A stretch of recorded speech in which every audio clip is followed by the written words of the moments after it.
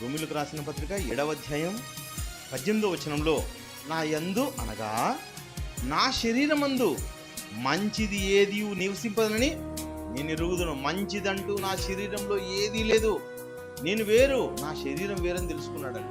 మేలైనది చేయవలను కోరిక నాకు కలుగుచున్నది, కానీ దాన్ని చేయుట నాకు కలుగుటలేదు. నేను చేయగోరు మేలు చెయ్యక చేయగోడని కీడు చేయుచున్నాను. చేయగోరని కీడు, మనుషులందరి పట్ల దయ, ప్రేమ, జాలి చూపించాలనుకుంటాను, కానీ అది చూపించకుండా నాకేం చేస్తుంది?